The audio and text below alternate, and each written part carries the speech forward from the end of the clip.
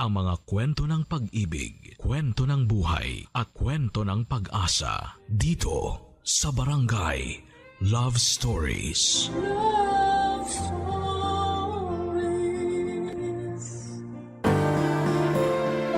Minsan dahil sa pagiging desperado nating makamit ang isang bagay, kadalasan ay nagkakamali tayo. Kaya nga importante na suriin natin ang ating sarili upang hindi na tayo makapagdesisyon ng hindi naaayon. Ikaw, kabarangay, naging padalos-dalos ka na ba sa iyong mga pasya? Dear Papa Dudut, good day sa inyo at sa mga bumubuo ng Barangay Love Stories, tawagin niyo na lamang po ako sa pangalang Solana. 29 years old, taga Cardona, Rizal at isang online seller. Pero dati ako nagtatrabaho sa isang private company. Sa kasalukuyan ay buntis ako sa first baby namin ng husband ko, pero meron na akong unang anak sa ibang lalaki. Panatiko talaga ako ng programa ninyo, Papa Dudut, at hanggat maaari ay wala akong kinakaligtaang episode sa radyo. Kumbaga ay hindi kumpleto ang pananghalian hanggat hindi kami nakatune in kay Papa Dudut. Tapos isang araw ay naisipan kong magpadala ng sulat sa inyong programa upang marinig ko namang umere ang sarili kong kwento. Kahit naman paano ay merong makukuhang aral at inspirasyon ang mga kabarangay natin sa mga karanasan ko sa buhay. Magsisimula ang lahat taong 2023 kung saan ay sa edad kong 27 years old ay gustong-gusto ko nang mag-asawa. Kaya lang ay wala pa nga akong boyfriend noon, bagay na nakadagdag pa sa aking frustration. At palagi ko yung sinasabi sa aking nanay, Papa Dudut.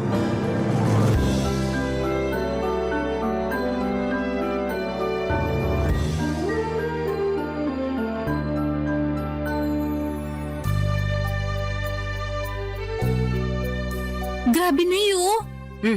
Anong grabe? Yung classmate ko nung elementary at high school ay mag-aapat na yung anak. Tignan niyo yung post niya dito sa Facebook. Pinakita niya yung pregnancy test niyang positive.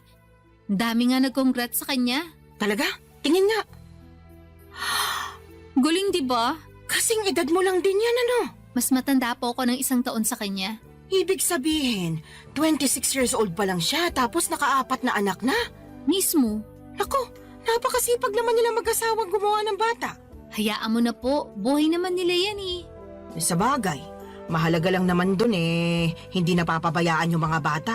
Kahit mag-anak pa sila ng sangdosena, ayos na ayos lang. Grabe naman po sa sangdosena. Aba, nangyayari naman yun ah. Kami nga 18 magkakapatid, di ba? Mas grabe pala kayo, Nay. Ay, ewan ko sa'yo, Solana. Minsan napaka-OA mo. Sobra naman po kayo. Oh, totoo naman. Diyan pa lang sa mga reaksyon mo, akala mo unang beses mo palang narinig na 18 kami magkakapatid. Sensya na po. Hala, kinasal na pala siya? Sino? Ito po dati kong katrabaho. Nagpunta na rin po siya dito sa bahay ng birthday niyo.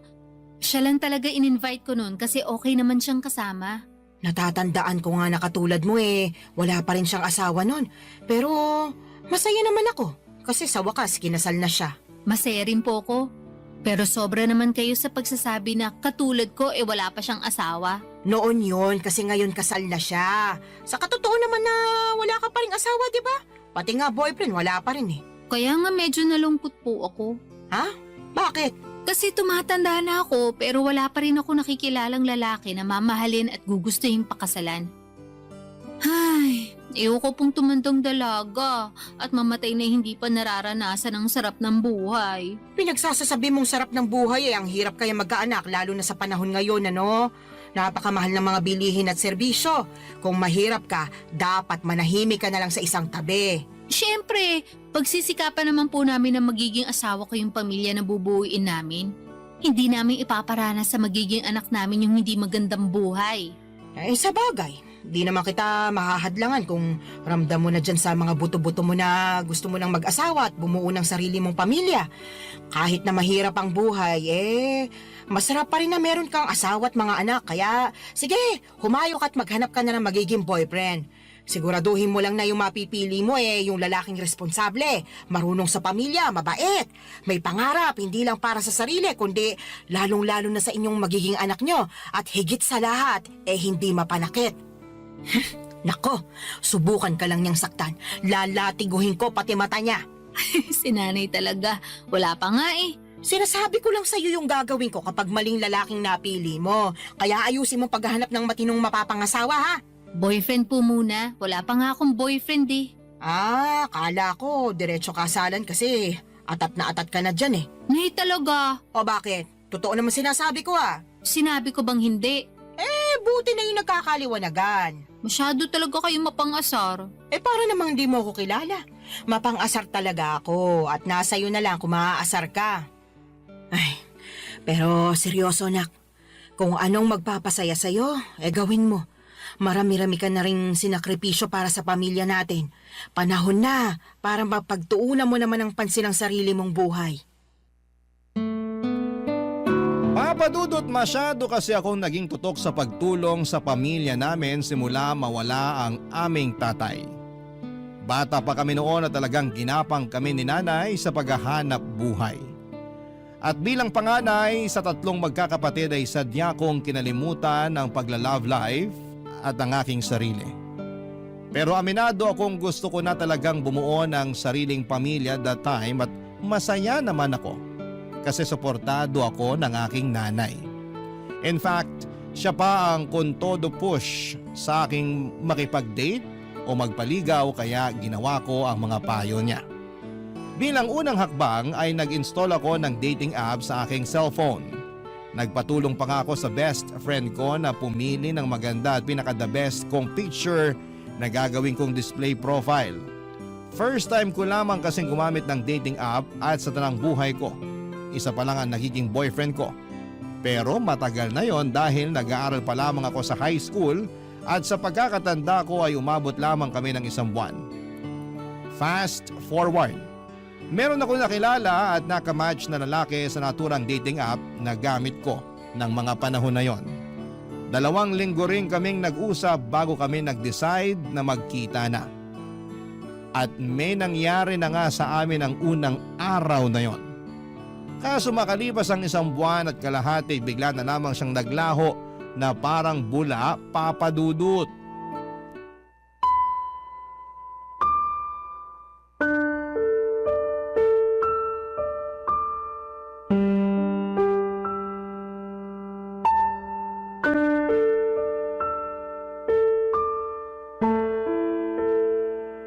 Nay, minulto niya ako. Sino? Yung lalaki na kilala ko online at nakadate. Minulto niya na ako. Paanong minulto? Bakit? Namatay na ba siya? Nay naman eh. Pinatay mo naman agad yung tao. Sabi mo kasi minulto ka, kaya anong iisipin ko kung di namatay na pala yung tao, di ba? Yun na nga. Kaso buhay na buhay pa po siya. At ang ibig sabihin ko sa minulto, naglaho na lang siya bigla na parang bula. Bigla na lang siyang hindi nagparamdam. Hindi ko na matawagan. At hindi na rin siya nagre-reply sa mga text ko. Naku, minulto ka nga. Sumalangit nawa. Nay naman eh. Sabi mo sa akin, nagkakamabutihan na kayo, di ba? Opo. Akala ko rin papunta na kami sa pagiging mag-boyfriend-girlfriend kasi okay naman yung date namin. Nagsabi pa nga siya na plano niya akong ligawan at pumayag naman ako. Kaya lang... Kaya lang ano? Nawala siya bigla pagkatapos niya makuha sa akin yung pagkababae ko. Hala ka. Ibig mong sabihin, sinubo mo ng perlas ng silanganan? Opo. Ako nalintikan na. Teka, Nay, nasusuka ako. Ay, sinasabi ko na nga ba? Pumunta ka doon sa lababo. Doon ka sumuka. Naku. Ay, hindi kaya buntis ka? Pwede po ba yun? Oo naman. May nangyari sa inyo kamo. Tapos nagkakaganyan ka. Malamang buntis ka. Niregla ka na ba? Hindi pa nga po eh. Mag-iisang linggo na. Nalintikan na talaga. Paano nga po kung buntis ako? Ano nang gagawin ko? Bigla akong tinakasan ng tatay ng anak ko. Hindi ko alam kung anong gagawin mo, pero siguraduhin mo muna na buntis ka nga. Magano ka, mag-pregnancy test. Ayoko po. Anong ayaw mo pinagsasasabi mo dyan? Natatakot po ako eh. Paano kung positive? Wala na tayong magagawa dyan. Saka na lang nating isipin kung ano yung susunod nating gagawin kapag totoo na buntis ka nga. Pesting buhay naman Ngayon pa talaga nangyari to kung kailan bigla namang nawala yung nakabuntis sa akin. Kasalanan mo rin naman kasi. Sana bago ka bumuka ka dyan, sinigurado mo muna na gumamit ng proteksyon yung lalaking yon. Oh, kita mo nangyari. Tingin ko, nakatunog yun na mabubuntis ka niya. Kaya biglang naglaho na parang bula. Wala naman po sanang kaso kahit mabuntis niya ako eh. Kaya lang ang kiniinis ko, iniwan niya ako bigla. Akala ko ba naman nagkakaintindihan na kami? Na mahal na namin ang isa't isa. Pero mukhang hindi po pala ganun. Hindi talaga. Kasi nakuha na niya yung gusto niya sa'yo. Napakasama niyang tao. Sinabi mo pa. Sana makarma siya sa pangiiwan niya sa'yo at sa magiging anak niyo kung totoo nga na buntis ka. Kinakatakot ko lang po na baka hindi ko kayanin. Alin? Yung pagbubuntis ko po. Ewan, naguguluhan pa po ko, nalilito. Masyado mabilis yung mga pangyayari. Kahit na anong mangyari, kailangan mong kayanin dahil nandyan na yan. Alangan namang ipalaglag mo yung dinadala mo Malaking kasalanan niya sa Diyos. Tsaka, hindi ka na bata, Solana. Nung nakaraan lang, naulit-ulit mong sinasabi na gusto mo nang magkaanak at magkaroon ng pamilya, di ba? O ayan na, magkakaanak ka na sakaling buntis ka nga. Kaya dapat kayanin mo. Huwag kang mag-alala. Nandito ang nanay. Akong bahala. Gagabayan kita. Papadudot ng sumunod na araw ay nakumpirma kong buntis nga ako. Buti na lang talaga ay nandyan ang nanay ko dahil kung wala siya malamang ay hindi ko na alam ang aking gagawin. Dahil sa biglang pagtakas ng lalaking nakabuntis sa akin ay natakot ako sa responsibilidad ng pagiging nanay sa baby na nasa sinapupunan ko ng mga panahong yon. Kaya nga malaki ang pasasalamat ko kay nanay dahil to the rescue siya. At kahit na extra challenge ang naging pagbubuntis ko ay si nanay ang katuwang ko, Papa Dudut. Unti-unti ay natutuhan kong mahalin ang baby na dinadala ko ng mga panahong yon. Inisip ko kasi na tama naman ang sinabi ni nanay. Walang kasalanan ang anak ko sa ginawa ng tatay niya. Sadyang meron lamang mga lalaki na hindi marunong magtaguyod ng pamilya.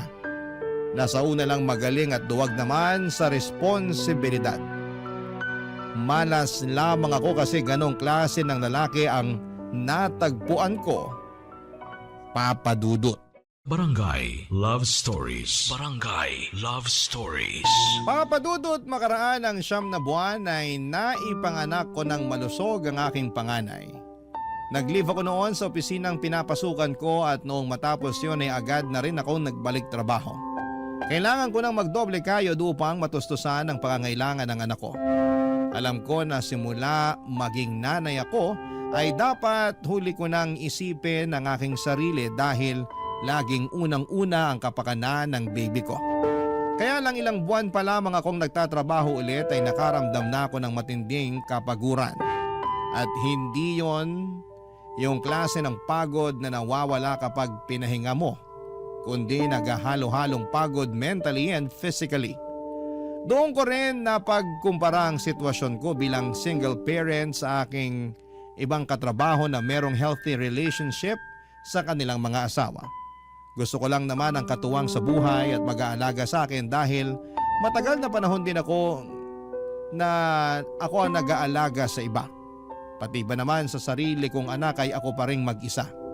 Kaya nga binanggit ko yon sa nanay ko dahilan para sermonan niya ako ng todo-todo, Papa Dudut.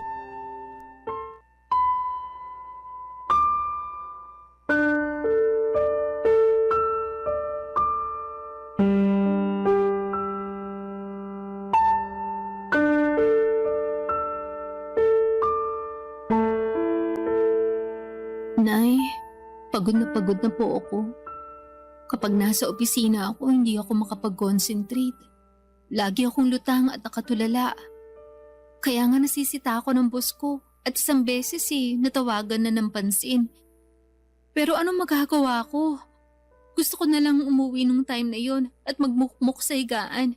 Kaso alam kong hindi ko naman yun magagawa dahil kailangan kong alagaan yung anak ko pagdating ko rito sa bahay. Medyo mahirap nga yung pinagdaraanan mo, anak. Pero wala ka naman magagawa kasi kailangan mo magtrabaho pa rin para sa anak mo. Yun na nga po Imbis na sana nagpapahinga na lang ako rito sa bahay natin.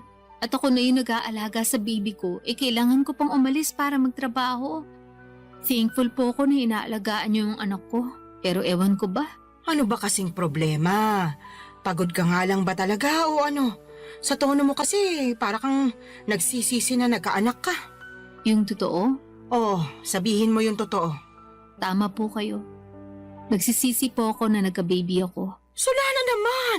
Kung naiintindihan lang ng anak mo yung sinabi mo, malamang magtatampo yung bata. Sarili niyang ina, pinagsisisihan siyang sinilang sa mundo. Ano pong magagawa ko kung yun ang nararamdaman ko? Wala, di ba? Tsaka bago kayo magsalita ng ganyan, iintindihin niyo muna yung pinagdaraanan ko.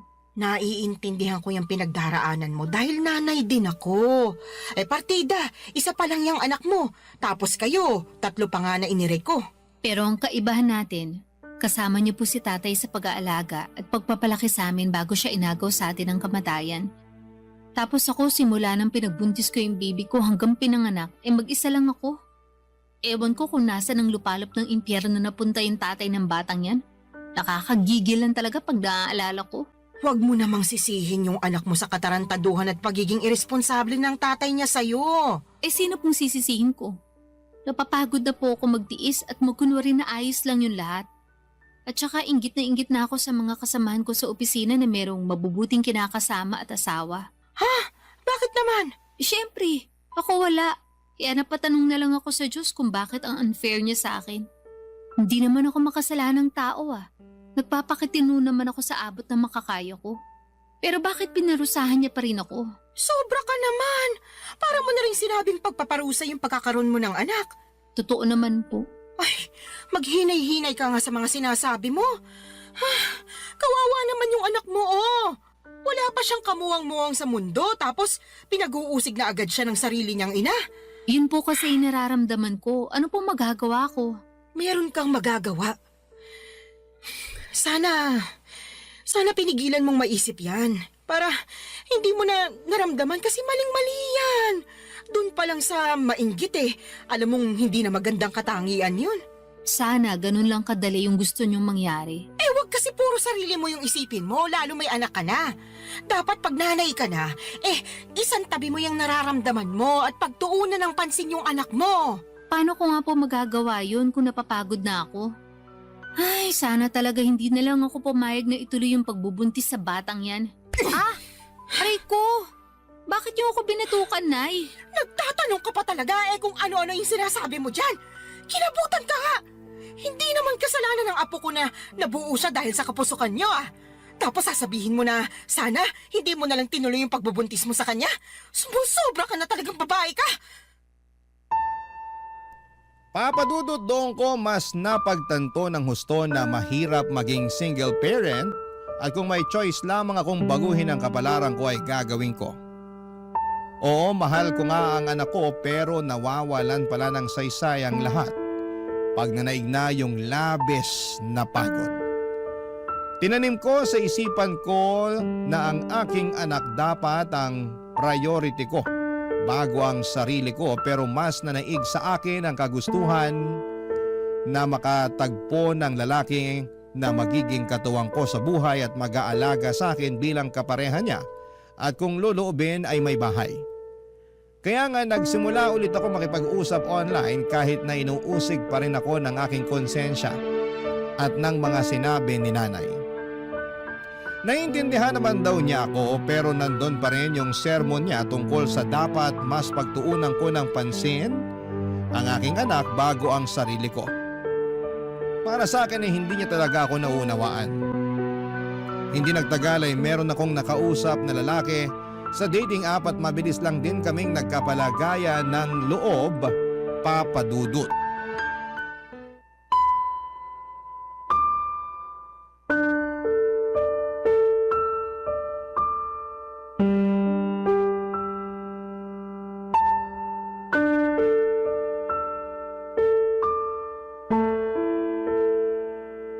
Anong sinabi mo, Solana?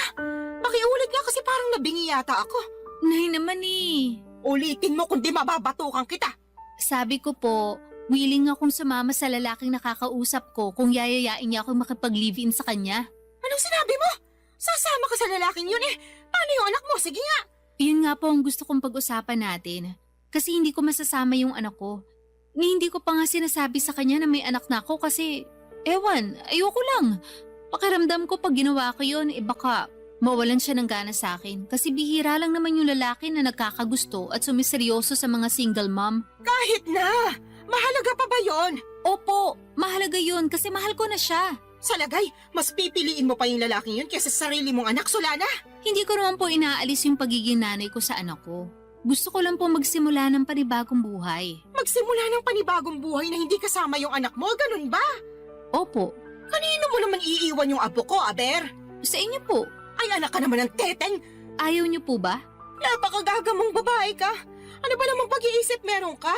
May pasabi-sabi ka pa na hindi mo inaalis pagiging nanay mo sa anak mo pero ipapaalaga mo sa akin. Kahit na mahal ko yung apo ko, ikaw pa rin na nanay niya yung dapat na mag-alaga sa kanya. Alam ko naman po yun. Pero hindi ko na po siya kayang alagaan. Ano bang pinagsasasabi mong babae ka? Paano hindi mo kayang alagaan eh? Hindi naman mahirap alagaan yung anak mo. Napakabait niyang bata, normal din siya. Walang karamdaman, kaya paano mo nasasabi yan? Tatapatin ko na po kayo, Nay. Ayoko na po sa anak ko na yan kasi bunga siya ng pagkakamali. Oo, wala siyang kasalanan. Pero hindi ko lang talaga siya mapigilang sisihin sa ginawa ng tatay niya sa akin nung araw. At kahit na anong gawin ko paulit-ulit lang na bumabalik yung pangiiwan sa akin ng lalaking yun sa tuwing nakikita ko yung anak namin. Kaya sabihin niya paano ako makakausad. Gusto ko nang kalimutan yung pangyayaring yun. At ito lang yung paraan na pwede kong gawin. Napakapangit ng paraan mo sa totoo lang. Pangit na po kung pangit, pero desperado na ako. Tsaka wag po kayo mag-alala, kasi susustentuhan ko pa rin naman yung anak ko. Magtatrabaho pa rin ako ng mabuti para sa kanya. Pwede ka namang magtrabaho ng mabuti nang hindi mo siya kinakailangang iwanan sa akin eh. Ewan ko ba naman sa'yo, nak? Bakit ganyan ka mag-isip?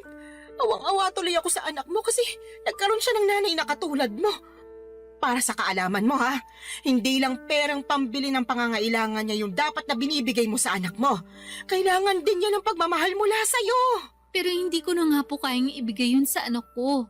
Kaya kayo na lang po yung magbigay nun sa kanya. Naniniwala naman po ako na marami kayo nun sa puso nyo. Yung sa akin kasi, ubus na para sa anak ko. At kung meron man pong natitira, konti na lang. Tapos para na lang yun sa sarili ko. Mahirap namang magbigay ng pagmamahal sa iba kung hindi ko uunahing mahalin yung sarili ko, hindi ba? Ibang klase mga katwiran mo, bulok at baluktot. Papa Dudut, parang kinurot ang aking puso sa iyak ni nanay dahil sa naisip kong iwanan ang anak ko sa kanya para makisama sa lalaking nakilala ko online. At kahit na sinusustentuhan ko pa rin naman ang bata ay hindi pa rin sapat yon. Pero kahit na anong gawin kong pagsaalang-alang sa sitwasyon ay nadaig pa rin ako ng aking damdamin. Mas nanaig ang kagustuhan kong sumama sa lalaking nakilala ko at magsimula ng panibagong buhay. Alam ko po na maraming magagalit sa akin ng mga kabarangay natin dyan at may mga magsasabi na hindi ko naman talaga mahal ang anak ko. Mahal ko ang anak ko pero mas mahal ko ang aking sarili ng mga panahong yon. At kahit na pangit pakinggan, paano ko makapagbibigay ng pagmamahal sa iba kung hindi ko naman uunahing mahalin ang sarili ko kahit nakapalit noon ay ang pagtakas sa responsibilidad ng pagpapakananay sa aking panganay, Papa Dudut. Barangay Love Stories. Barangay Love Stories. Papa Dudut, hindi nagtagal ay sinagot ko na nga ang lalaking nanliligaw sa akin at makaraan lang ang isang buwan ay niyaya na niya akong makipag-live-in. Bale, tumira kami sa Taytay Rizal dahil doon naman siya nagtatrabaho. Hindi alam ng live-in partner ko na meron akong anak sa unang lalaki. At sa totoo lang ay gusto ko na talagang hindi niya malaman, pero alam ko na wala namang lihim na hindi nabubunyag. Kaya sa huli ay inamin ko sa kanya ang totoo dahilan para maggalit siya sa akin. Hindi dahil may anak ako sa ibang lalaki kundi dahil hindi raw ako naging tapat sa kanya nung una pa lamang. Naintindihan ko naman ang pinanggagalingan ng galit niya, kaya humingi ako ng tawad. Hindi niya rin ako natiis dahil mahal niya ako at ang tanging hiling lang niya ay ipakilala ko sa kanya ang anak ko, kaya sinama ko siya sa bahay ng nanay ko sa Cardona, Rizal. At laking gulat ko dahil masayang masaya siya pagkakita sa aking anak. Kaya lang ay marami pa rin kaming bagay na hindi pinagkakasunduan habang nagpapatuloy ang aming pagsasama. Katulad na lamang noong isang beses na nag-away kami dahilan para mag-alsa balutan ako't umuwi sa aking nanay, Papa Dudut.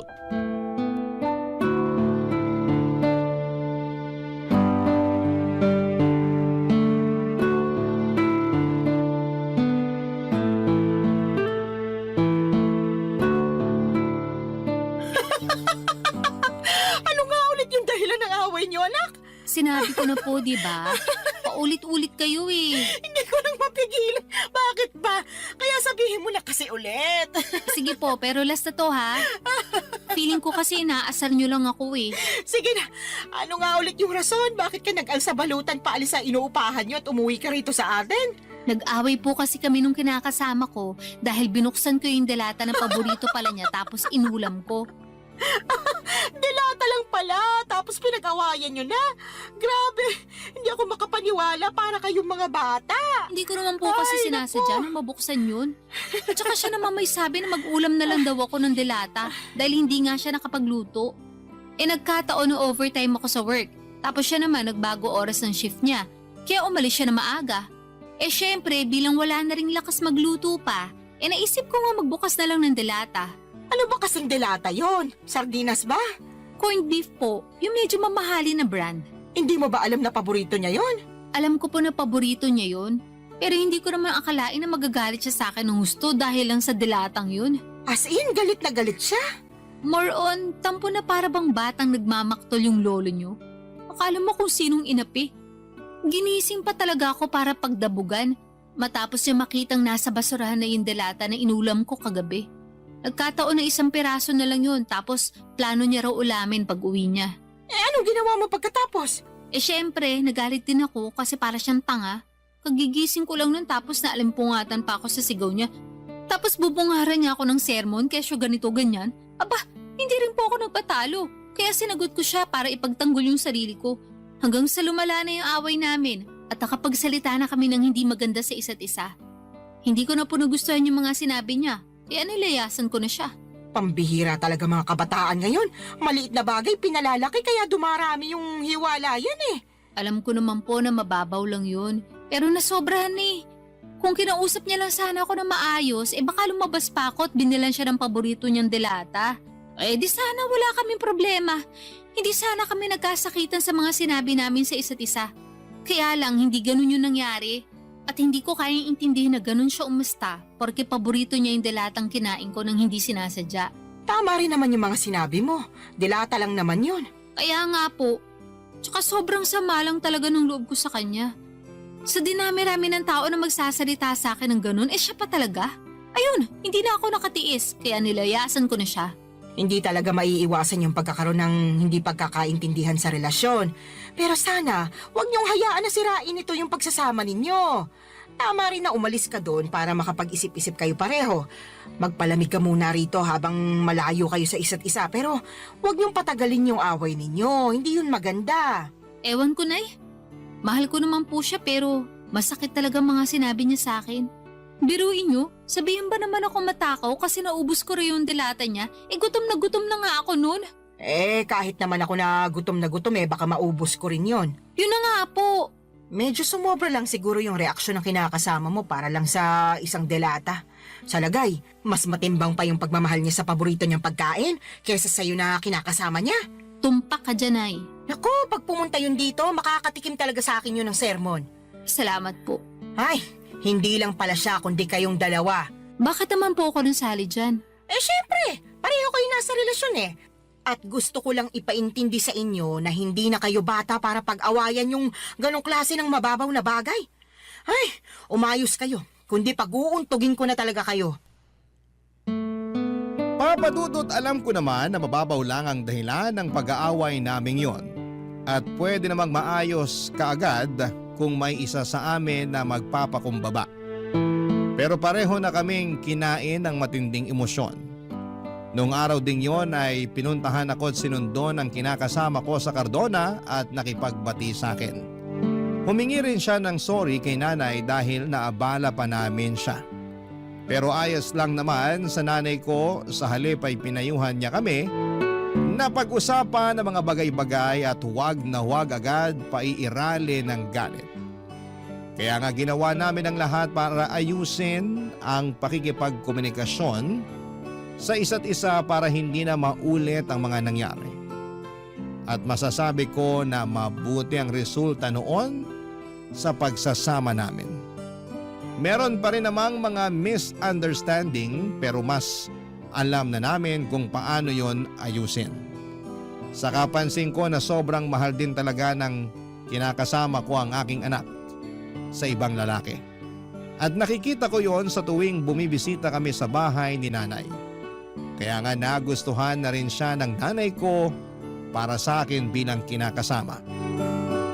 Pero nitong March 2025 lang ay may sinabi ako sa nanay ko na labis niyang kinabigla, Papa Dudut.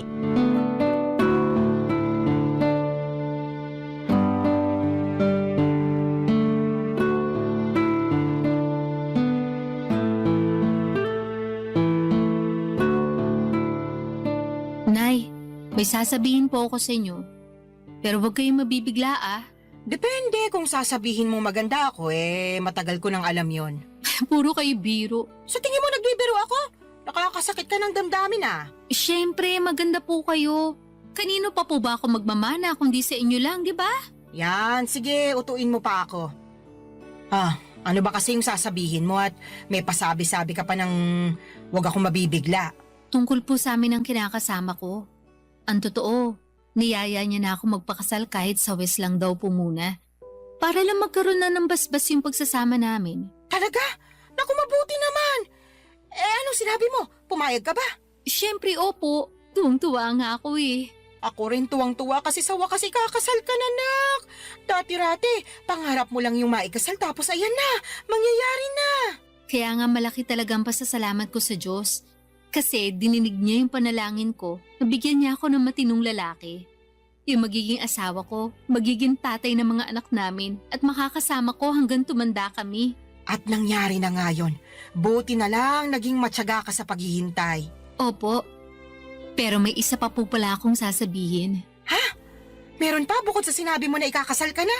Ganun na nga po. O sige, ano ba yon? Pinag-usapan po namin ang kinakasama ko. Nakukunin na namin yung anak ko at isasama sa inuupahan namin. Gusto po niya na isang buong pamilya na kami at handa naman siyang ampunin yung bata para siya na ang kilalaning ama. Ayos lang po ba sa inyo yun? Tinatanong pa ba yan? Siyempre ayos na ayos sa akin. Hindi po ba kayo malulungkot kasi mapapalayo na kayo sa apo nyo? Ano bang klaseng tanong yan? Natural malulungkot ako. Pero sino ako para ipagkait sa apo ko na magkaroon ng tatay at nanay sa kanyang paglaki, di ba? Kaya nga malaki talaga yung pasasalamat ko dyan sa kinakasama mo kasi mahal na mahal yung anak mo. Tingin ko nga, mas mahal niya pa yung apo ko kaysa sa'yo Mahal ko rin naman po yung anak ko. Pero aminado ako naging gagalang ako sa pagdedesisyon nung araw. Sa totoo lang, matagal ko nang pinag-iisipan na kunin yung anak ko para ako na yung mag-aalaga sa kanya. Gusto ko pong bumawi sa lahat ng pagkukulang ko bilang nanay niya. Siguro hindi pa naman po huli ang lahat, di ba? Hindi pa naman talaga. At suportado kita sa gusto mong mangyari. Basta ipangako mo na hinding-hindi mo na ibabalik sa akin yung apo ko kasi bigla ka na lang napagod magpakananay sa kanya, ha? Hindi laruan niyang anak mo para sa kaalaman mo. Meron siyang damdamin. Tsaka baka gabaan ka na kung gagawin mo pa yun sa kanya. Hinding-hindi ko na nga po ulit gagawin yun sa anak ko, Nay. Pangako po yan. Huwag ka sa akin mangako. Sa anak mo ikaw mangako. At patunayan mo yon. Mahalin mo siya ng husto. Iparamdam mo na lagi kang nandyan sa tabi niya bilang nanay niya. Ipaglaban mo siya sa lahat ng pagkakataon. Lagi mo siyang piliin sa kahit na anong sitwasyon.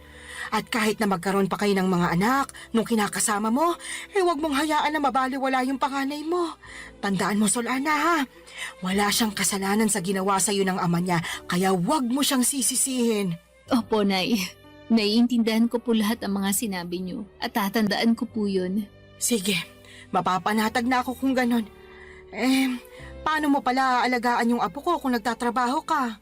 Tungkol po sa bagay na yan, pinag-usapan na namin ng kinakasama ko na magre-resign na ako para maalagaan ko yung anak ko.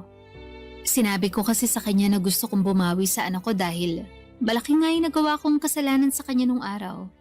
Katulad niyo, sinuportahan din po ako ng kinakasama ko.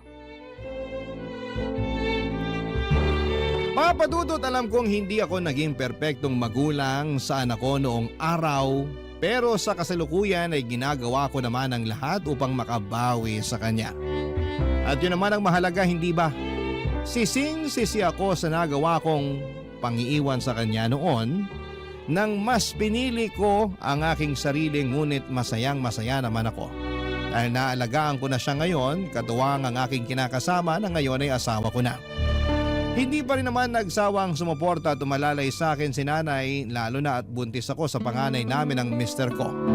Alam ko na mas magiging challenging ang pag-aalaga ng dalawang maliit na bata, kaya sinabi ni nanay na pupuntahan niya ako sa inuupahan namin para alalayan pagkapanganak ko. Doon pa lang ay naiyak na ako at nag-uumapaw ang saya ng puso ko. Mas lalo ko na-appreciate ang aking nanay sa totoo lang. At alam ko na marami pa akong matututuhan sa kanya mula sa mga karanasan niya kung paano maging mabuting ina. Maraming salamat po, Papa Dudut, sakaling mapili po ninyong i-ere ang istorya ng buhay ko. Sana po'y kinapulutan po ito ng aral at inspirasyon ng mga kabarangay natin. God bless sa inyong programa sa Barangay Love Stories.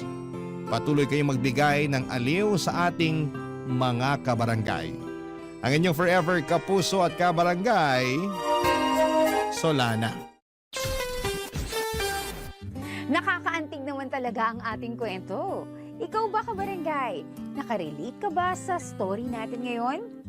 Kwentuhan naman tayo dito sa comment section. Ang mga kwento ng pag-ibig, kwento ng buhay at kwento ng pag-asa dito sa Barangay Love Stories. Love Stories. Ang pag-ibig na wagas ay hindi sumusuko sa pagsubok. Hindi ito nakabase sa yaman o karangyaan, kundi sa tunay na damdaming handang magsakripisyo kahit anong unos pa ang dumaan. Ikaw, kabarangay, sa panahon ng hirap at ginhawa, kaya mo rin bang ipaglaban ang ganitong klase ng pag-ibig? Dear Papa Dudut, magandang araw sa inyo, Papa Dudut. Ako po si Ermilio, pero tawagin niyo na lamang po ako sa palayaw kong Melo. 45 years old na ako at 15 taon na sa serbisyo bilang isang gwardiya sa isang bangko dito sa Pampanga. Sa loob ng 15 years na yon ay paulit-ulit na ang naging gawi ko sa araw-araw. Palaging bahay trabaho at tuwing day off naman ay nakikipag-inuman ako minsan sa mga kumpare ko. Panggabi ako sa trabaho at dahil ako ang bantay sa bangko tuwing sarado ito ay wala akong ibang ginawa buong magdamag kundi ang manood lang ng pelikula online habang hinihintay ang pagsapit ng umaga. Halos maubos ko na nga ang lahat ng mga action movie na available online. Kapag naman hindi ko trip ang manood ay nakikinig ako sa mga kwento ninyo para hindi ako antukin, Papa Dudut. Pagdating ng karelyebo ko ay dumadaan ako sa karinderya para kumain at saka magpahinga sa bahay. Papa Dudut, hindi lang ako ang mag-isang nagpupuyat para magtrabaho. Kasama ko rin sa pagbabantay sa bangko na pinagtatrabahuhan ko ay isang mag-asawa na nagtitinda ng balot at sigarilyo.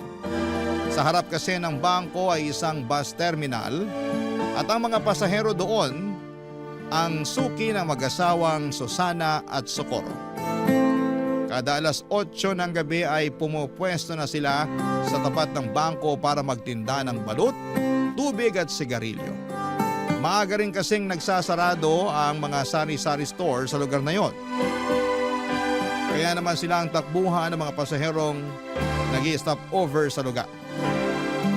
Naging malapit ang puso ko sa dalawang matanda dahil gabi-gabi ko na silang nakakasama sa pagbabanat ng buto. Tandang-tanda ko pa nga noong unang araw ko sa trabaho, taong 2010, sinaway ko sila noong nakita ko silang nag-aayos ng pwesto nila isang gabi, Papa Dudut.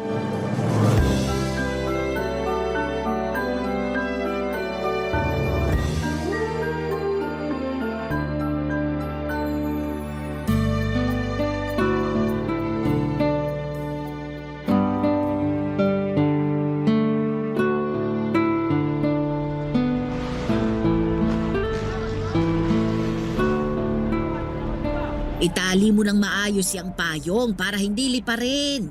Paano liliparin? Wala namang hangin. Kini-question mo pa ako, itali mo na nga lang. Hindi natin hawak ang panahon. Baka mamaya biglang lumakas ang hangin. Ito na, itatali ko na. Mawalang galang na po, Nay, Tay. Bawal po kayong magtinda rito. Pag-aari po ng bangko tong lugar eh. Hindi po kayo pwedeng pumwesto rito. Ay anak, matagal na kaming nagtitinda rito. Dito talaga yung pwesto namin. 10 taon na kaming pumapwesto rito, sir. Alam yan nung security. Ako na po yung bagong gwardya. Wala na po yung dati. Wala na si Rudy? Bakit? Anong nangyari sa kanya? Lumipat po siya ng agency. Di na raw po niya kaya magpuyat. Ganun ba? Hindi ba niya nabanggit sa'yo na may pumupwesto rito para magtinda? Hindi po eh. Hanggang alas 4 lang naman kami dito, sir. Bago pa magbukas yung bangko, wala na kami rito. Kaso po ngayon, mas maigpit na yung patakaran. Bawal talaga mga nagtitinda sa mismong labas ng entrance eh. Baka mamaya may dumating mula sa head office. Ako po yung mapagalitan. Wala naman sigurong dadalaw sa inyo ng ganitong oras. Gabi na eh. Kahit doon na lang kami sa gilid para hindi makasagabal. Ayos lang ba yon? Ay, sigurado po ba kayo na matagal na kayo rito? Oo, 10 taon na kaming nagtitinda rito.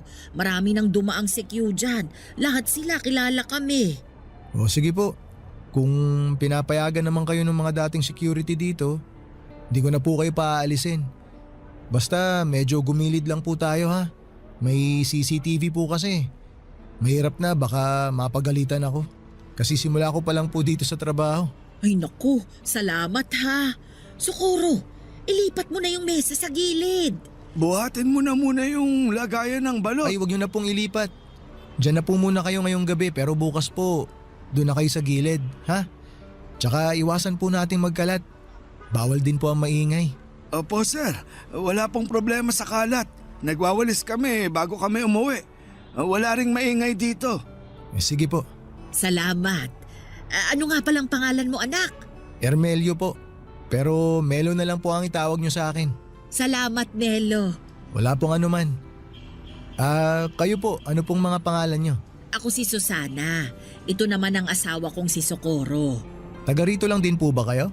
Oo, malapit lang kami rito. Diyan lang kami sa may bukana, yung papasok dyan. Ganun po ba? Ilang taon na po kayo? 60 na ako. Ako naman +5. Bale 65 po. Oo, mas matanda ako sa kanya ng 5 taon. Bakit naman po hanggang ngayon nagtatrabaho pa kayo? Hindi po ba dapat nagpapahinga na lang kayo sa bahay nyo? Naku, kung hindi kami magtitinda, saan kami pupulot ng pangkain? Kailangan namin kumita para may pambili kami ng ulam. Wala po ba kayong anak? Meron. Marami. 5 silang lahat. Nasan po sila? Bakit hindi po sila magbanat ng buto? May kanya-kanya na silang pamilya eh. Kami na lang nitong asawa ko yung magkasama sa bahay. Ganun po ba?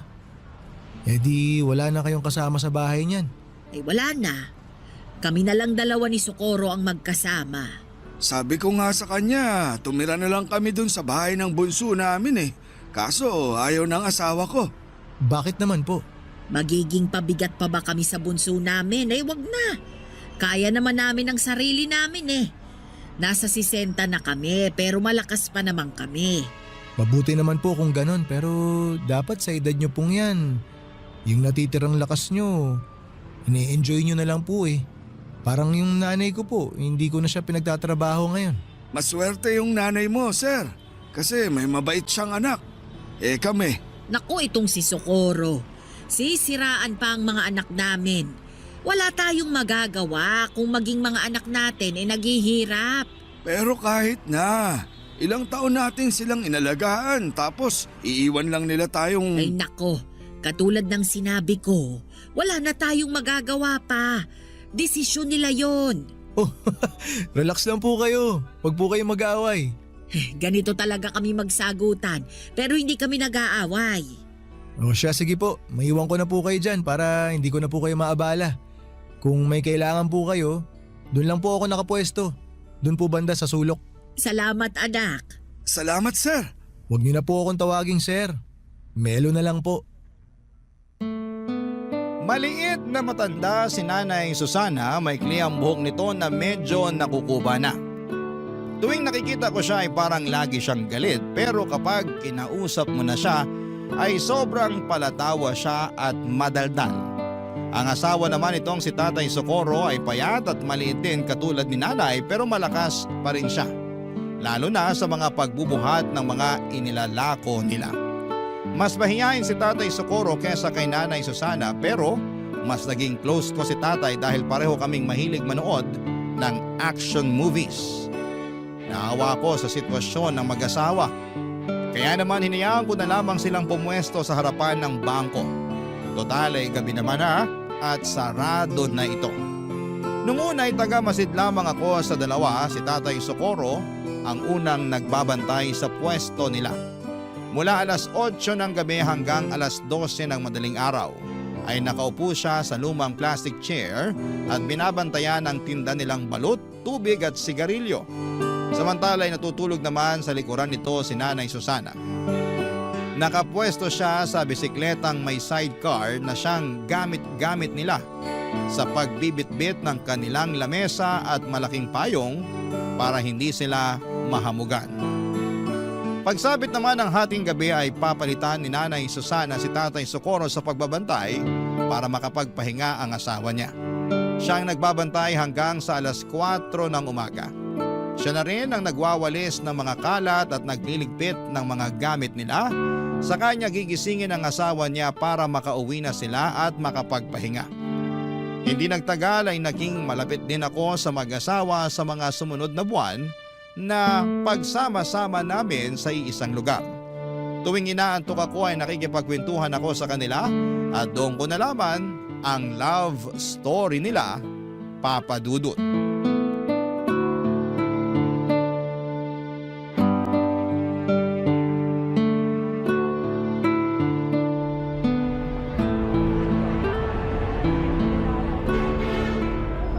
Tay, pabili po ako ng yosi. Isa lang. Anong yosi mo? Yung mentol po. Heto, 4 bayad niyan ha. Salamat po. Eto po bayad. Nag-yosi ka pala? Opo, pero minsan lang. Lalo na kapag inaantok po ako. Kung gusto mo, may kape ako rito para magising ka. Nagtitinda rin po kayo ng kape? Hindi. Nagdadala lang kami ng kape para kung sakaling antokin makakapagkape kami. Akala ko may binibenta rin kayong kape. Oh, hetong kape. Okay lang po, salamat na lang. Baka po wala ng kape si Nanay mamaya. May extra naman kami. Karaniwan kasi, nakakadalawa ako ng kape. Maraming salamat po . Timplahin ko na po itong isa. May maliit na thermos dyan sa may bike. Hanapin mo na lang. Yun po bang nasa tabi ni Nanay Susana? Oo, yun nga. Kunin ko na po. Ay sige, mamaya ako natitimplahin. Sarap po ng tulog ni Nanay. Oo nga eh. Napagod siguro kanina sa bahay. Naglaba eh. Mukhang sanay na sanay talaga kayo sa puyatan, ano? Ilang taon na po ulit kayo nagtitinda rito? Nasa 10 taon na rin siguro. Hindi ko na maalala kung kailan kami nagsimula eh. Paano naman po kayo nagsimula? Bakit nyo naisipang magtinda rito? May sari-sari store dati si Susana. Kaso nalugi. Nung umalis sa bahay yung bunso namin, nagpasya yung asawa ko na magtinda na lang ng balot dito sa may terminal. Tapos may mga naghahanap ng sigarilyo. Kaya nagdagdag na rin kami ng sigarilyo tsaka tubig na rin. Kumusta naman po ang kitaan? Sakto lang para sa aming dalawa. Kahit papaano, kumikita naman kami ng sapat para may pambili ng bigas. Minsan, kung matumal ang benta, kumakain kami ng kangkong na tanim ng asawa ko. Marami yung tanim sa bahay eh. Meron siyang talong, sili, kamatis. Kung ano yung mga gulay na nasa bahay kubo na kanta, meron siya. Para po mas tipid, no? Ako nga gusto ko rin magtanim para may mapagkukunan ng ulam kapag kinapos.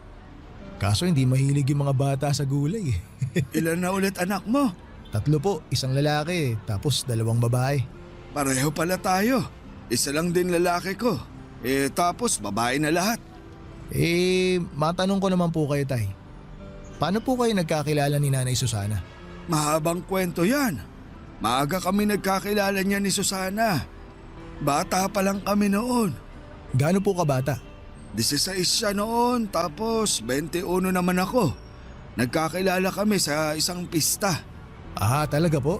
Oo, kasama niya mga kaibigan niya noon. Puro sila sosyalin. Si Nanay?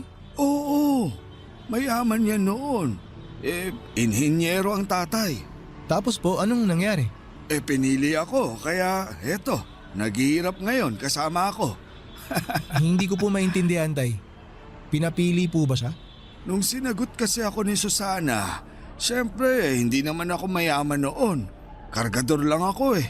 Wala akong tinapos. Mahirap lang kami. Nung nalaman ng tatay ni Susana na ako yung nobyo niya, hindi sila pumayag. Kaya siya pinapili. Ganun na nga. Pinapili siya ng mga magulang niya. Iiwan niya ako o itatakwil siya ng pamilya niya. Mas pinili na lang ni Nanay na itakwil siya? Kaya nga siya nandito, di ba? Ayan oh, mahimbing ang tulog. Talagang ipinaglaban po kayo ni Nanay, ano? Kaya nga ginagawa ko ang lahat para maging maayos ang buhay niya. Kahit na naghihirap kami. Lahat ng gusto niya, pinipilit kong ibigay. Kasi alam kong hindi ganito yung buhay na nakagisnan niya. Pero ito pa rin ang pinili niya dahil sa akin. Wala po bang pagsisisi si Nanay Susana sa ginawa niya? Wala siyang sinasabi sa akin, pero may mga pagkakataon na ramdam ko na parang nagsisisi siya sa pinili niyang buhay. Minsan nga, nakokonsensya ako eh. Bakit naman po kayo nakokonsensya?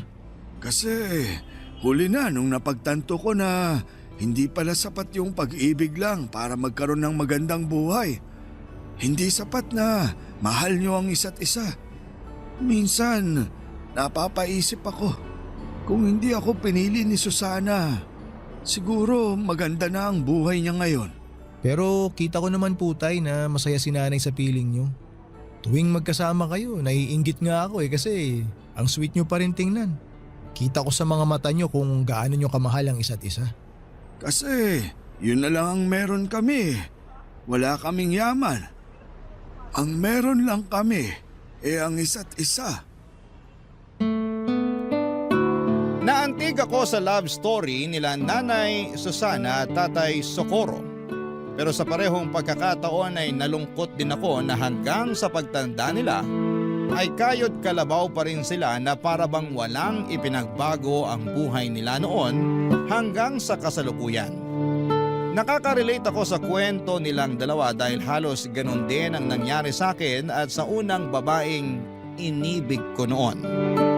Bago ko nakilala ang asawa ko ay meron akong babaeng minahal ng lubusan. Masasabi ko na siya ang taong bumasag ng puso ko ng sobra-sobra sa puntong muntik na ako mawala ng pag-asang makahanap pa ng pag-ibig. Nakilala ko siya sa isang charity event. Hindi pa ako gwardiya noon, tambay pa lamang ako dati na kung ano ang available na trabaho ay yon ang kinukuha ko. Naging driver ako ng isang NGO na tumutulong sa mga kabataang nakatira sa liblib na lugar. Miyembro siya ng naturang NGO at siya ang nanguna sa charity event na yon. Nasa passenger seat ko siya noon at sa kahabaan ng biyahe namin ay doon ko siya nakilala.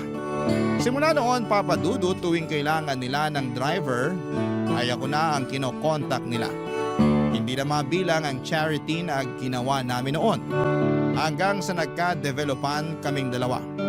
Nag-date kami ng ilang buwan hanggang sa sinagot niya ako. Tumagal po ang relasyon namin ng 2 taon pero naging patago ito. Hindi dahil sa kinakahiyaan niya ako kundi dahil alam niyang hindi papabor ang mga magulang niya kapag nalaman nilang ang boyfriend niya ay isang hamak na driver lamang. Noong natuklasan ng mga magulang niya ang relasyon namin, ay doon na natapos ang pagsasama namin. Sa kasamaang palad ay mas pinili ng ex ko ang magandang future niya kesa sumama sa akin sa hirap at sa ginhawa. Hindi katulad ni Nanay Susana, hindi ako ipinaglaban ng ex ko. Nang mga panahong kailangan ko siya na manindigan para sa aming dalawa. Barangay Love Stories. Barangay Love Stories.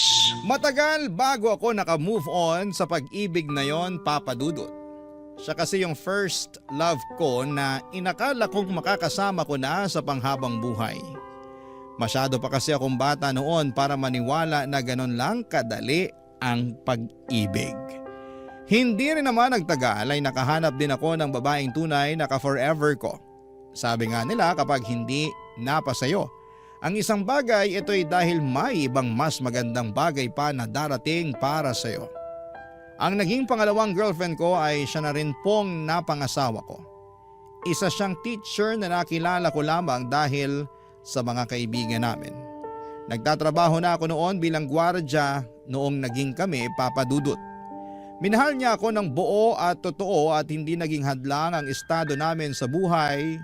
Ngayon ay may 3 na kaming anak at kahit papaano ay nabibigyan naman namin ng maayos at komportableng buhay ang mga anak namin kahit na hindi kami mayaman. Kung ako ang tatanungin ninyo, Papa Dudut, ay wala akong pinagsisisihan sa naging takbo ng love life ko. Totoo na nasaktan ako noong nawala sa akin ang unang babaeng minahal ko pero never ko siyang sinisisi na mas pinili niya ang future niya kesa sa akin. Nakita ko rin kasi na naging maganda naman ang outcome ng pag-iwan niya sa akin.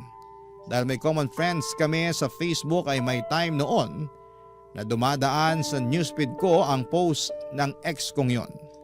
Kasal na siya at nakapangasawa ng isang politiko. May 2 na silang anak at masaya na sila sa buhay nila katulad ko na masaya na rin ako sa sarili kong buhay.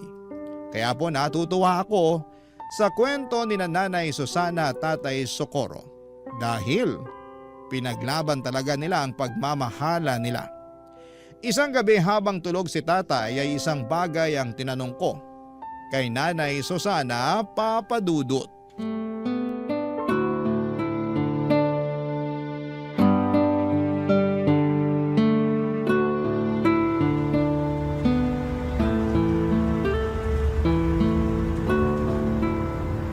Nay, tulog na ba si Tatay Socorro?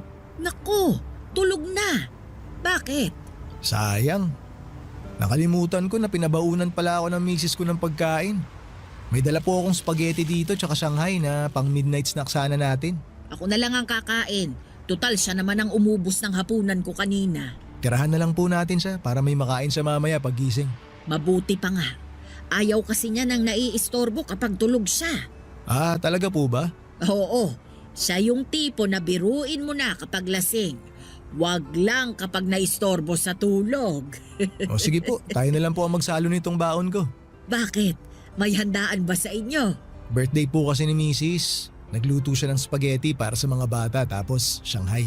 Ay sabihin mo sa kanya happy birthday ha. Makakarating po. Matagal-tagal na rin akong hindi nakakatikim nito eh.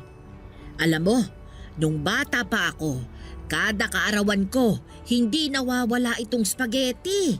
Favorite ko ito eh. Nabanggit nga po sa akin nung mga nakaraang araw ni tatay na mayaman daw ang pamilya niyo, Nay. Oo, 2 anak lang kasi kami kaya kung ano yung mga gusto namin, ibinibigay talaga ng papa namin. Kahit kailan, hindi po ba talaga kayo hinanap ng mga magulang niyo? Hindi. Hindi ko alam kung sinubukan ba nila akong hanapin. Hindi rin kasi nila alam kung nasaan ako eh. Bakit po hindi nila alam? Kasi nagtanan kami ni Socorro. Walang nakakaalam kung saan kami nagpunta pati mga kaibigan ko. Eh nung araw na yon, tinalikuran ko lahat-lahat. Ibig niyo pong sabihin, simula noon, hindi niyo pa rin po nakikita ang pamilya niyo? Nagpunta ako sa libing ng nanay ko. Yun na yung huling pagkikita namin. Nakakalungkot naman po yun. Eh yung tatay niyo po? Mas nauna siyang namatay. Hindi ako nakapunta noon kasi wala akong pamasahe. Ipinagdasal ko na lang siya. Pero wala naman po kayong pinagsisisihan sa mga naging desisyon niyo sa buhay, Nay. Kasi maganda na yung buhay niyo noon eh. Ako? Nako, marami akong pinagsisisihan. Tulad po ng ano? Na sana hindi na lang ako nakipagtanan. O hindi kaya bago ako nakipagtanan, dinala ko yung mga alahas ko para may maisasanla ako. Nagsisisi po ba kayo na pinili niyo si Tatay Socorro? Eh, sino ba naman ang may gusto ng ganitong buhay, di ba? Masyado pa akong bata noon eh, at sa pag-ibig. Akala ko kakayanin ko lahat kasi kasama ko ang taong minamahal ko. Pero hindi pala ganun yun. Iba ang realidad sa mga pelikulang napapanood natin. Kung babalik po kayo sa nakaraan, Nay, tingin niyo ba iibahin niyo yung naging takbo ng buhay niyo? Hindi. Wala akong babaguhin. Wala po. Akala ko po ba... Hindi naman porket nagsisisi ako. Ibig sabihin nun gusto ko nang burahin yung mga nangyari sa buhay ko. May mga pagsisisi ako, pero wala akong babaguhin. Alam mo kung bakit? Bakit po? Kasi naging masaya ako. Yun yung isang bagay na ayaw kong mawala sa akin. Masaya ako na si Socorro ang napangasawa ko. Masaya ako na nagkaroon kami ng maraming anak. Masaya ako na sa kabila ng hirap ng buhay, magkasama pa rin kami hanggang ngayon. Masaya ako kasi napatunayan namin sa mga magulang ko na kaya naming magtagal kahit wala kaming itinatagong yaman. Lahat ng sayang yon ay dahil kay Socorro. Nakakatuwa naman po yun. Kaya ikaw, sundin mo kung anong nasa puso mo. Ipaglaban mo, pero gamitin mo rin ang utak mo para sa ikabubuti. Hindi lang ng sarili mo ha, kundi pati na rin ng pamilya mo. Opo, Nay. Tatandaan ko po yung mga sinabi niyo. Sa panahon ngayon ay malimit na lamang akong makakita ng mag-asawang sabay tumatanda. Katulad nila Nanay Susana at Tatay Socorro ay dalangin ko rin na makasabay ang asawa ko hanggang sa pagtanda ko. Parang napakahirap na rin kasing makahanap ng kabiyak. Nasasamahan tayo hanggang sa pagtanda natin. Kung hindi nasisira ang relasyon ng mag-asawa dahil sa pangangaliwa, minsan ay mas maaga namang kinukuha sa langit ang isa. Kaya maswerte ang mag-asawa dahil napanindigan nila ang pangako nila sa bawat isa na magsasama hanggang sa pagputi ng mga buhok nila. Nakakainggit dahil hindi yon nagawa ng mga magulang ko. Maaga kasi kaming iniwan ni tatay matapos siyang malunod noong mga bata pa lamang kami dala ng kalasingan. Nasa dagat kami noon at nagsiselebrate ng birthday ng kapatid ko. Nagiinuman sina tatay kasama ang mga kapatid nito noong nagpaalam siya para umihi. Makaraan nga ang ilang minuto ay hindi na siya bumalik pa. Nung hinanap namin siya ay nakita siya ng tiyuhin ko na nakadapa sa buhanginan. Ang ulo nito ay nakalubog sa mababang parte ng dagat. Tuwing nakikita ko sina Nanay Susana at Tatay Socorro ay parang natutunaw ang puso ko sa saya. Sila kasi yung klase ng pag-ibig na pinapangarap ng marami. Pag-ibig na nagsimula noong mga bata sila at napanindigan nila hanggang sa tumanda na sila. Sila yung pag-ibig na hindi naranasan ng mga magulang ko at pag-ibig na gusto ko ring maranasan balang araw.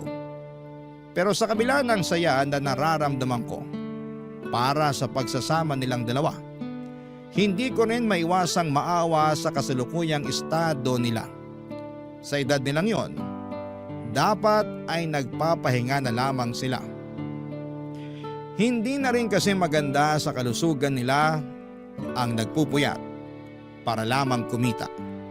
Nang minsang tanungin ko kung nasaan na ang mga anak nila ay mas lalong nakaramdam ng awa ako para sa mag-asawa.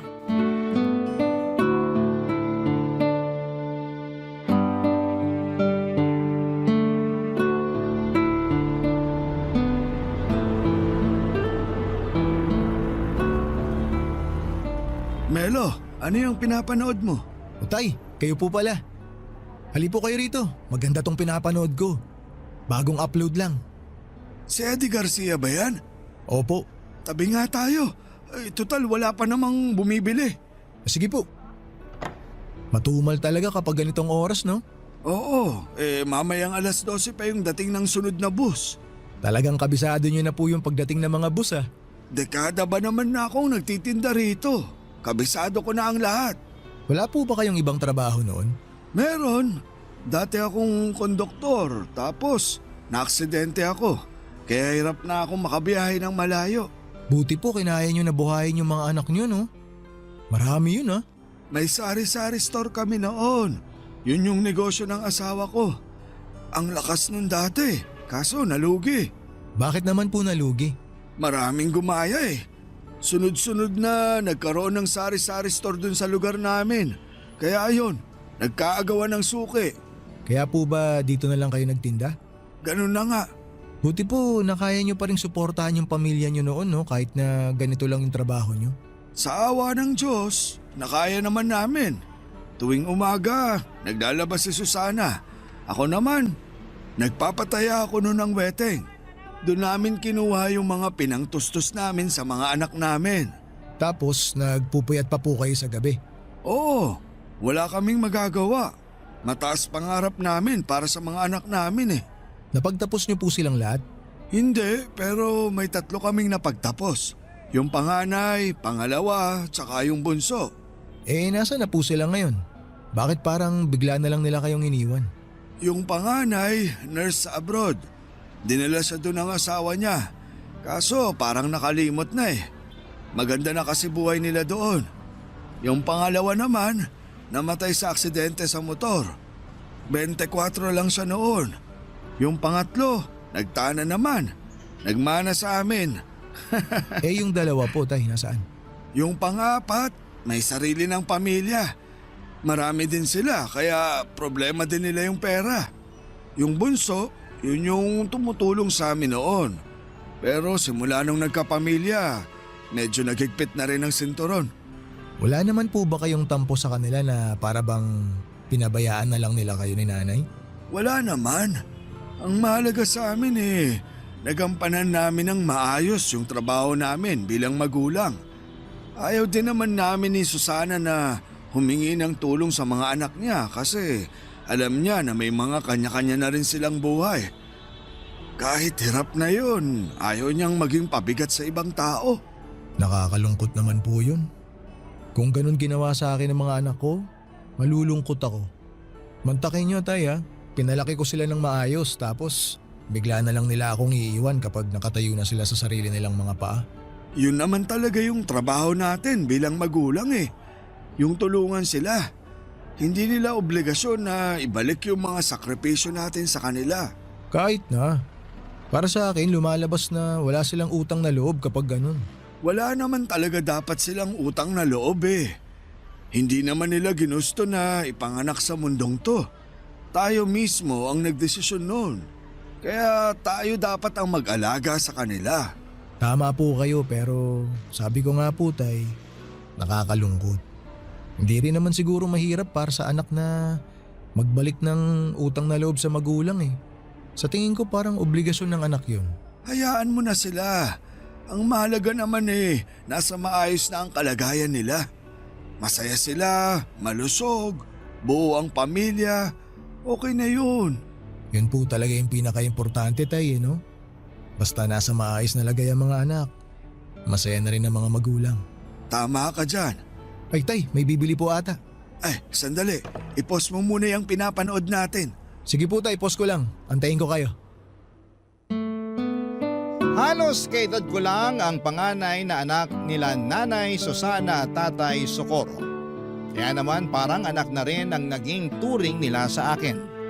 Dahil hindi na nila nakakasama ang mga anak nila ay sa akin na lamang nila ibinubuhos ang pag-aalaga na hindi na nawala sa ugali nila simula noong naging magulang sila. Ganon talaga siguro kapag naging magulang na. Ligas na sa amin ang alagaan at bantayan ang mga taong halos kaedad lang ng mga anak namin. Sa mga sumunod pang 8 taon ay naging katulong na ako nila Tatay Socorro sa pagtitinda. Kapag inuulan sila ng customer ay tumutulong ako sa pagbibigay ng mga sukli. Lalo na't noong mga panahong yun ay medyo mahina na rin ang paningin nilang mag-asawa. Sa sobrang pagiging malapit ko sa kanila ay dinadalhan pa nila ako ng hapunan para makasabay ko silang kumain bago sila magtinda. Papa Dudut, marami ang naitulong ng mag-asawa sa buhay ko. Bukod sa mga nakakasama at nakakausap ako or nakakausap ko sila sa pagbabantay buong magdamag ay sila na rin ang naging karamay ko noong namatay ang nanay ko. Kung hindi dahil sa kanila ay mag-isa kong haharapin ang kalungkutan gabi-gabi habang nasa trabaho ko. Pero dahil sila ang nakakasama ko tuwing nasa trabaho ako ay nabawasan ang lumbay na nararamdaman ko kahit papaano. Sina nanay at tatay ang tumulong sa akin para maayos ko ang problema naming mag-asawa noong nagkaroon kami ng matinding awayan. Kamunti ka na nga kami maghiwalay noon pero dahil sa kanila ay binigyan nila ng kalinawan ng utak ko. Ang mga payo nila ang sumalba sa relasyon naming mag-asawa. Papa Dudut, hindi biro ang 15 years na pinagsamahan namin nila Nanay Susana at Tatay Socorro. Sa tagal at lalim ng pagsasama naming tatlo, hindi ko ine-expect na darating din pala ang araw kung kailan magkakahiwalay-hiwalay kaming tatlo. Papa Dudut. Barangay Love Stories. Barangay Love Stories. Marami na akong alaala kasama sina Nanay Susana at Tatay Socorro na kung sisimulang kong ikwento ngayon ay aabutin tayo ng maraming araw. Pero bilang ibinahagi ko na rin ang kwento nila sa inyo, Papa Dudut, ay magandang i-share ko na rin sa inyo ang ilan sa mga hindi ko malilimutang memory kasama ang dalawang matanda. May pagkakataon noon na kahit maulan at may bagyo ay lumalabas pa rin sila para magtinda. Inabutan kami noon ng baha na umabot hanggang binte. Hindi na nila noon kayang makauwi ang mag-asawa dahil sa lakas ng buhos ng ulan at bugso ng hangin. Ang ginawa ko kahit bawal magpapasok sa bangko ay pinasilong ko na muna sila sa loob pansamantala kahit na pinagalitan ako ng management pagkatapos noon. In-invite ko rin sila noon na nang nagdebu ang panganay ko. Sobrang saya nila Nanay Susana noon dahil marami silang pagkain na i-take home. Palabirong tao si nanay at kahit na marami silang problemang pinagdaraanan, ay lagi pa rin siyang humahagalpak sa tawa maski na sa mga maliliit at simpleng biro lamang. Kapag naman bored si Tatay Socorro ay tumatabi siya sa pwesto ko para samahan ako sa panonood ng pelikulang pinapanood ko. Kapag may bibili ay nagmamadali siyang magtinda para wala siyang makaligtaan sa pinapanood namin. Karaniwan ay mga 90s action films ang pinapanood namin. Marami pa kaming masasayang alaala at ilan lamang yon sa kaya kong ibahagi ngayon. Papa Dudut, taong 2023 ay doon na po nagbago ang lahat. Ilang linggong hindi nagtinda ang mag-asawa. Akala ko noon ay hindi sila nagtinda dahil maulan lamang noon, pero sa isang gabi mag-isa lang na dumating si Tatay Socorro sa dati nilang pwesto. Nang tanungin ko kung nasaan ang kabiyak niya ay doon ko na nalaman ang masamang balita. Isang balita na nagpaluha sa akin.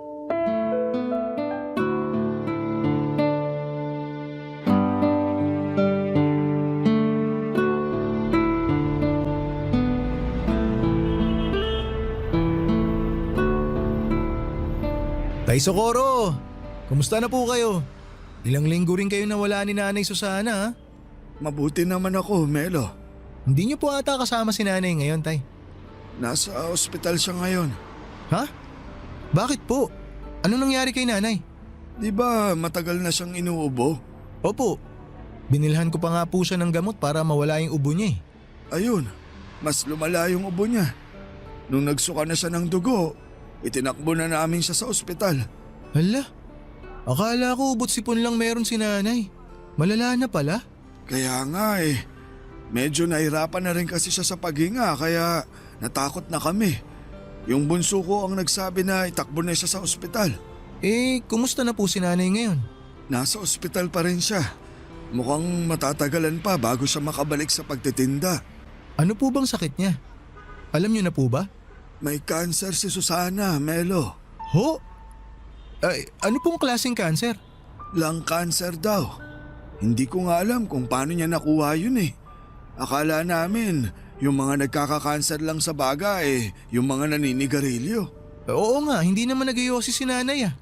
Pero nakakalanghap pa rin daw siya ng usok mula sa mga nagsisindi. Yun daw yung rason. Hala, paano na ngayon yan, Tay? Kaya nga ako nawala ng ilang linggo kasi nagbantay ako sa ospital. Eh, bakit nandito po kayo ngayon? Nakiusap na lang muna ako sa mga anak ko na sila na muna yung magbantay sa nanay nila. Di ko kayang nakikita si Susana na nahihirapan eh. Nasasaktan ako. Ay, kawawa naman si Nanay. Di bale, mukhang madidischarge na siya bukas. Stable naman na raw yung lagay ni Susana eh. Kaso nga lang, kailangan pa rin niyang bumalik sa ospital para sa treatment niya. Yun ang mahirap, Tay, yung treatment. Sobrang tapang na mga gamot para sa cancer eh. Sana kayanin ni Nanay. May kaibigan din kasi ako na nagka-breast cancer. Nakwento niya sa akin kung gaano kahirap magpa-chemotherapy. Pinapatay daw nun yung cancer cells sa katawan eh, pero para na rin daw siyang pinapatay tuwing nagpapakimo siya. Sobrang lala daw ng side effects eh. Yun na nga yung ikinakatakot ko eh. Nabanggit din niya ng doktor sa amin. Pero ang assessment nila, malakas pa naman raw si Susana. Kaya kakayanin pa rin daw naman niya yung side effects na sinasabi mo. Pero sinabi rin niya sa amin na hindi raw matatanggal ng chemo yung sakit niya. Mapapahaba lang daw nito yung buhay niya. Ay, bakit naman daw po? Hindi ko alam. Siguro dahil sa edad niya. Sabi ng anak ko, baka raw hindi kayanin ni Susana yung mga gamot. Pero kahit ganon, gusto nilang ilaban yung buhay ng nanay nila. Kahit pala papano, nag-aalala rin sila sa nanay nila. Nakakatuwa naman. Sabi ko naman sa'yo, hindi man namin laging nakikita ang mga anak namin. Alam kong handa silang tulungan kami kapag nangailangan kami. At least mapapanatag na ako na hindi kayo nag-iisa. Nandyan pa rin yung mga anak nyo. Eh, kumusta po ngayon ang kalagayan ni Nanay Susana? Ayun, medyo mahina pa rin ang katawan. Ewan ko nga eh. Simula nung tinurukan nila ng kung ano-anong gamot, mas lalo siyang nanghina eh. Hayaan niyo po, Tay. Ipapanalangin ko po na gumaling agad si Nanay. Salamat, Melo. Yun na lang talaga ang kaya nating gawin ngayon. Ipagpasa Diyos ko na lang ang lahat. Huwag po kayong mag-alala. Fighter si Nanay eh. Alam ko nalalabanan niya yung sakit niya. Sana nga. Hindi pa ako handang mawala siya eh. Tulungan ko na po kayo sa pag-aayos dyan. Salamat. Ilagay muna natin tong payong ha. Sige po. Kailanman ay hindi ko nakita si Nanay Susana na nagsindi ng sigarilyo. Hindi siya nagbibisyo pero dahil gabi-gabi siyang nakakalanghap ng usok mula sa mga parokyano nila, ay nadali ang baga ni Nanay. Doon lang nila nalaman na kahit na hindi pala naninigarilyo ang isang tao ay pwede pa rin itong tamaan ng komplikasyon sa baga na dulot ng usok nito. Ang tawag doon, Papa Dudut, ay second-hand smoking. Sa katunayan, mas malala pa nga daw ang epekto ng second-hand smoking sa iba kesa sa mismong tao na humihit-hit nito.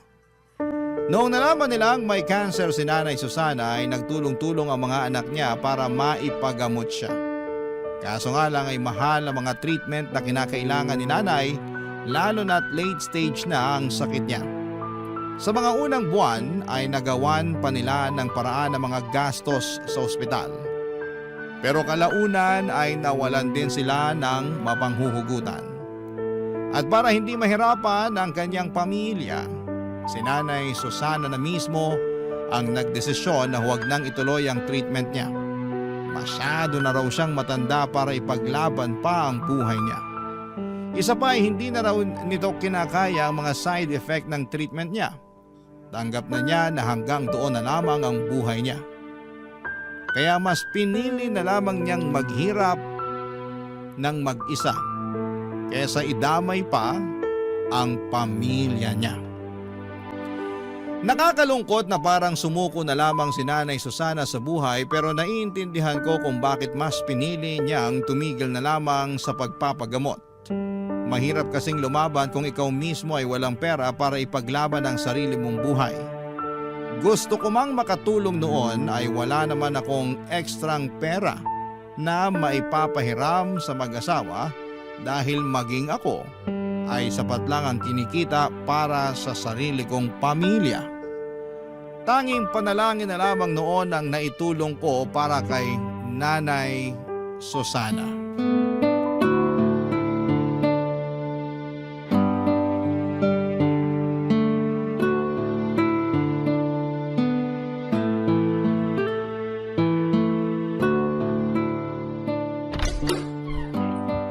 Susana, hulaan mo kung sinong nandito.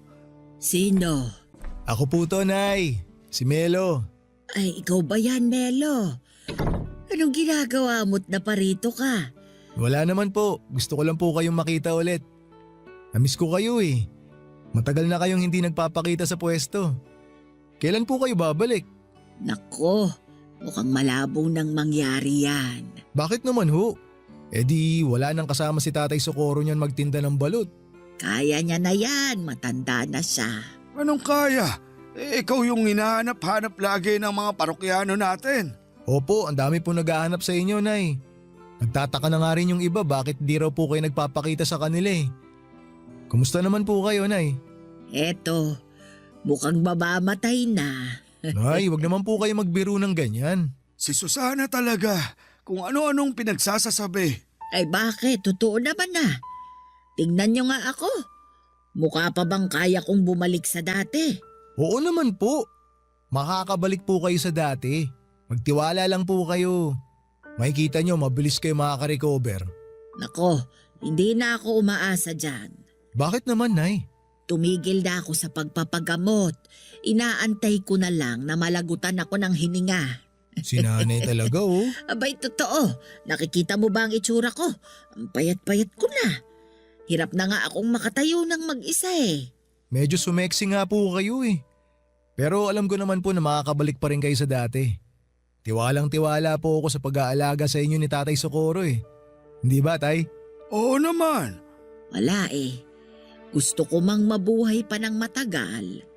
Diyos na mismo ang nagpasya. Hindi mo naman alam kung yan talaga ang gusto ng Diyos eh. Bakit mo siya pinapangunahan?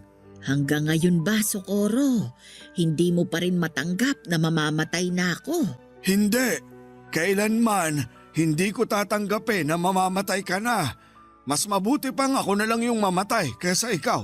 Tignan mo to, ang drama. Nako, bakit po ba patay ang pinag-uusapan natin? Wala pong mamamatay kahit isa sa inyo kasi matagal pa po tayong magkakasama. Melo, matanda na ako. Hindi ko nakakayanin pang labanan tong sakit kong to. Yung mga mas bata nga sa akin nadadali pa eh. Partida nagpapagamot pa ang mga yon. Paano na lang ako na matanda na nga, tumigil pa sa pagpapagamot. Ang bilis nyo naman pong sumuko, Nay. Habang humihinga, wag po kayong mawalan ng pag-asa. Tanggap ko na malapit na kaming magkita ni kamatayan. At saka kahit ngayon pa kami magharap, hindi ako natatakot. Hindi po kayo natatakot na mamatay, Nay? Hindi. Tingin ko, nagawa ko naman na lahat ng kailangan kong gawin sa buhay eh. Masaya ako sa naging takbo ng buhay ko. Kaya handa na ako. Ang totoo niyan, hindi takot yung nararamdaman ko ngayon eh. Alam mo kung ano? Ano po? Lungkot. Nalulungkot lang ako kasi iiwan ko na yung asawa at mga anak ko. Hindi ko na makikitang lumaki yung mga apo ko. Hindi ko na matutupad yung pangako ko kay Socorro na magsasama kami sa hirap at ginhawa. Matagal mo na akong sinamahan sa hirap. Hindi mo na kailangang isipin yun. Melo, may hihilingin lang sana akong pabor sa'yo. Sige po, Nay. Ano po ba yun? Ikaw nang bahala sa asawa ko ha. Bantayan mo siya. Siguraduhin mong nakakakain siya sa tamang oras. Wag po kayong mag-alala. Ako na pong bahala kay tatay. Parang sira talaga tong si Susana eh. Bakit mo ko ibinibilin sa iba? Alam niyo po, Nay, ang lungkot ng pinag-uusapan natin. Pwede po bang ibahin natin yung pinag-uusapan? Yung masaya po sana para good vibes naman. Oo nga naman. Hindi pumunta si Melo dito para mag-iyakan tayo. Papadudot mabilis na humina ang katawan ni Nanay Susana sa mga sumunod na buwan hanggang sa isang araw ay nabalitaan ko na lamang na pumanaw na siya. Para ako nawalan ulit ng ina sa pangalawang pagkakataon. 4 na buwan lang ang itinagal ni Nanay bago siya binawian ng buhay. Ang dating masayang mag-asawa na gabi-gabi nagtitinda ng sigarilyo at balot ay mag-isa na lamang. Noong natapos ang shift ko sa unang araw ng burol ni Nanay Susana ay sa kanila ako dumiretso para magbigay ng respeto. Kitang-kita ko sa mga mata ni Tatay Socorro ang labis na kalungkutan sa pagkawala ng kanyang asawa. Ang dating tahimik na si Tatay ay mas naging tahimik pa. Pagkatapos ng libing ay unti-unting bumalik sa dating gawi si Tatay Socorro. Ipinagpatuloy nito ang pagtitinda ng yosi at balut kahit na mag-isa na lamang siya. Kung sila ang naging sandalan ko noong namatayan ako ng ina, ginawa ko naman ang lahat para ako naman ang maging sandalan ni Tatay sa pagkawala ni Nanay Susana. Kapansin-pansin ang pagbabago sa ugali ni Tatay. Hindi na siya gaanong makwento at lagi na lamang siyang nakatulala sa kawalan. Hindi ko na nga siya noon maimbita para manood ng pelikula. Isang buwan ang lumipas habang abala ako sa panonood sa cellphone ko. Isang gabi ay nagulat ako nung isang babae ang napasigaw sa may pwesto ni Tatay Socorro. Nagmamadali akong lumapit sa kanila noong nakita kong nakatumba na si Tatay mula sa kinakaupuan niya. Ang kwento sa akin ng babae ay bibili sana siya ng balut pero tulog ang matanda. Sinubukan niya itong alugin para magising pero sa halip na magising ay natumba siya. Agad akong tumawag ng tricycle at tinakbo namin si Tatay sa ospital pero idiniklara siyang wala ng buhay. Namatay siya nang hindi namin namamalayan. Papadudot atake sa puso raw ang sanhi ng pagkamatay ni Tatay Socorro. Siguro'y ganon talaga nila kamahal ang isa't isa ni Nanay Susana. na hindi nila kayang mapaghiwalay. Isang buwan lang ang pagitan ay sumunod kaagad si tatay kay Nanay Susana. Ngayon tuwing nakikita ko ang dati nilang pwesto, ay napapangiti na lamang akong mag-isa habang binabalikan ang mga masasayang alaala naming tatlo. Iba na ngayon ang tindera doon pero hanggat nabubuhay ako ay hindi ko makakalimutan na minsan ay may dalawang matanda na nagpakita sa akin ng tunay na kahulugan ng tunay na pag-ibig. Dito na po nagtatapos ang sulat ko at maraming salamat po, Papa Dudut, ang inyong kapuso at kabarangay forever, Melo. Kwentuhan naman tayo dito sa comment section.